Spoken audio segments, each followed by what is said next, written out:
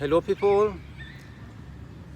today is the last chapter or part of the philosophy, so that could be a good news for some of the viewer.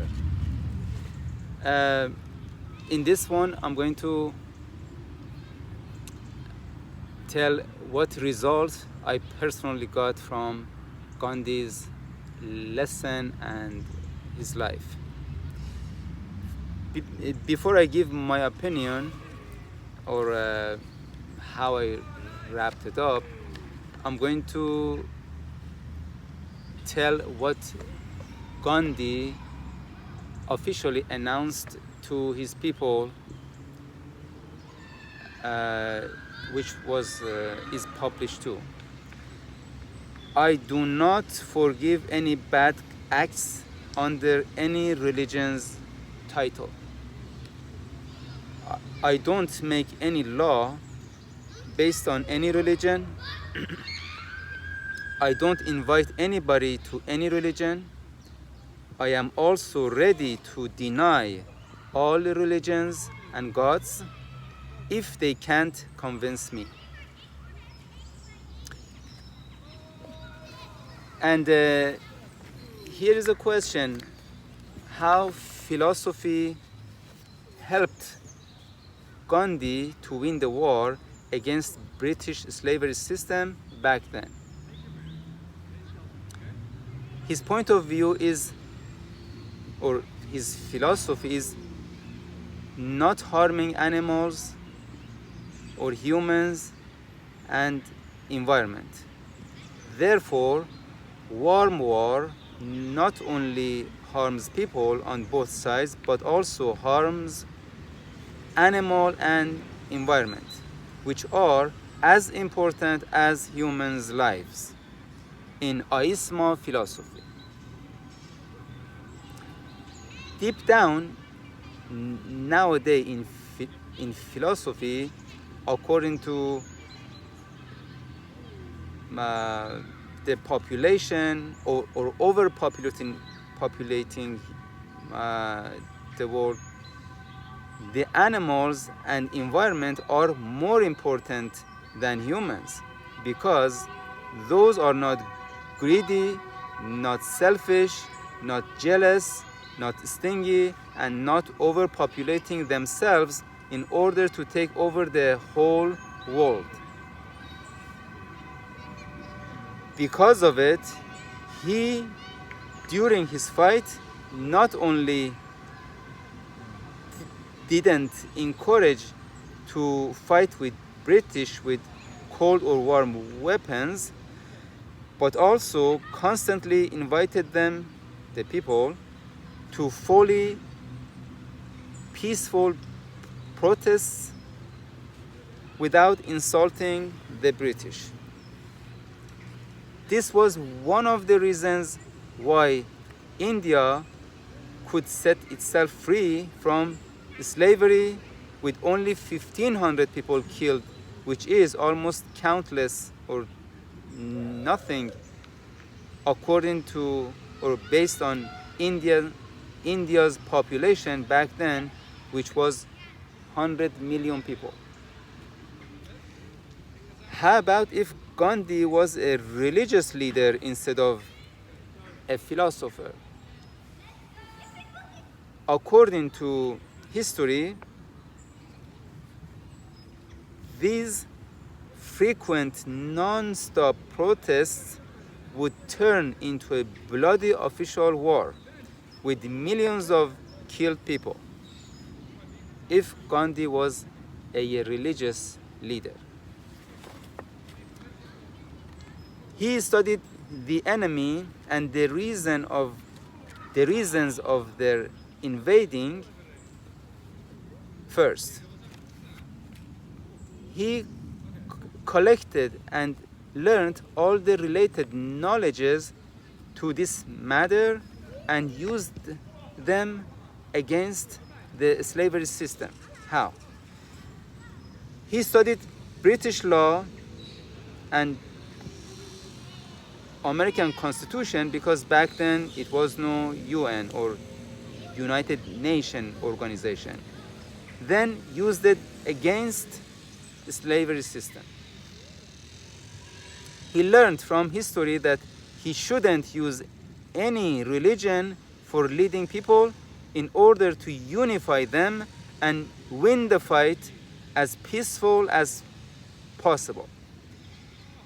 He also wanted this movement becomes self-driven or automatic based on individual awareness. Basically, his goal was everybody have to be conscious and know what Gandhi knows, or learn what Gandhi learned. He was a teacher basically as well. I mean, was a lawyer officially, but because of his philosophy, he could manage all of these, or basically using all these tools as to play this instrument. This way, when he gets killed or when he dies, each Indian become a Gandhi. He also realized British are after India's fertile soil, water, sunlight, mines, and especially free labor, which means billions of dollars per month. per month. Therefore, he figured out that the slavery system are greedy. Therefore, he boycotted working for all British employers and all British organizations. On the other hand, he cut off the enemy's supply, which Indian used to provide it for them with slavery labor.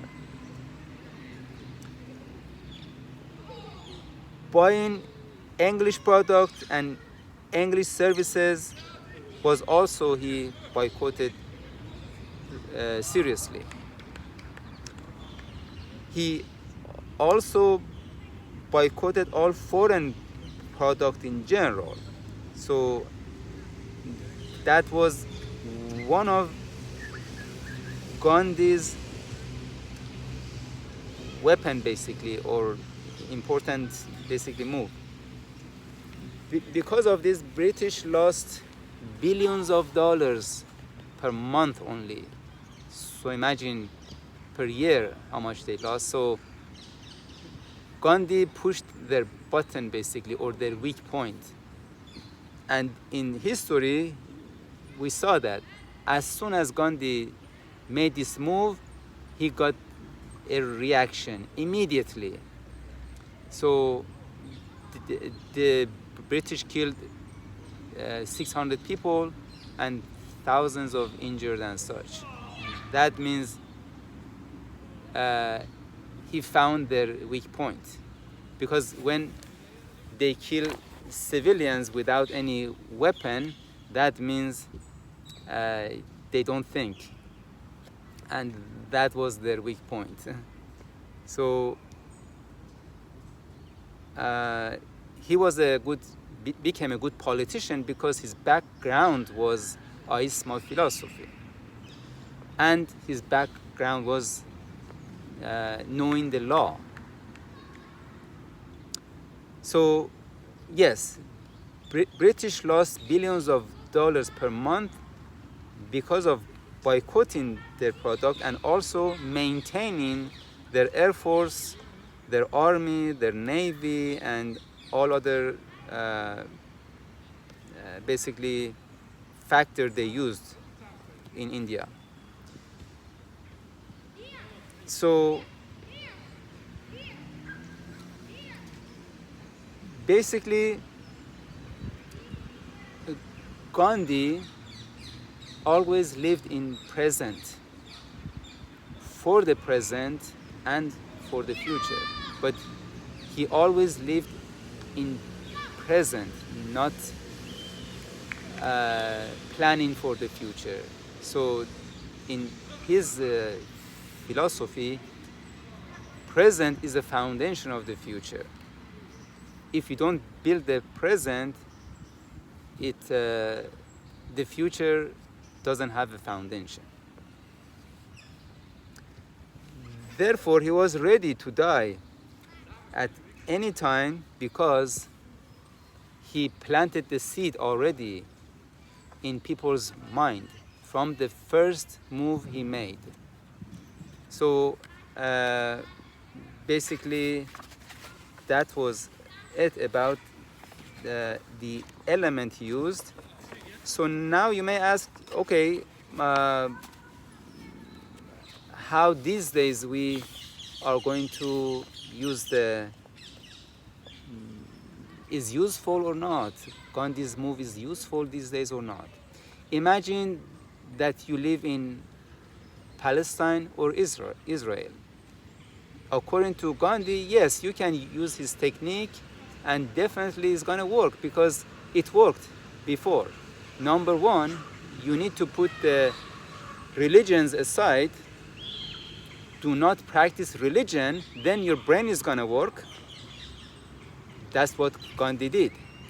Two, boycotting their products and their services, just like he did. Stop paying tax to them. Stop working for them. See? As simple as that. This works for people in Iran.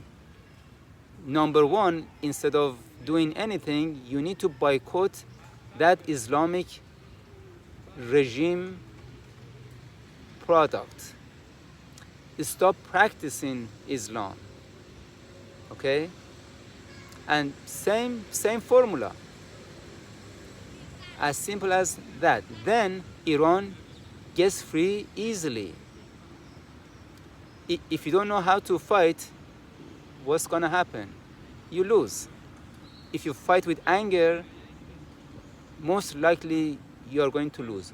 But if you fight with plan, with experience, with knowledge, at least you are not going to get killed. Or most likely you are going to win the fight, even if it's a street fight. Without knowledge, without experiment in the fight, most likely that person in the fight is going to lose. So this is the same formula everywhere. Regardless of you are in Iran or you're in Palestine or you're in Israel or wherever. So Gandhi's method, in my opinion, is gonna work. At least it's not gonna hurt if you use it because it's good for your pocket, because you're not buying enemy's product. So what are you going to lose if you do it? As simple as that. So God bless his soul, and God bless you all. And I hope you have a very good days and nights.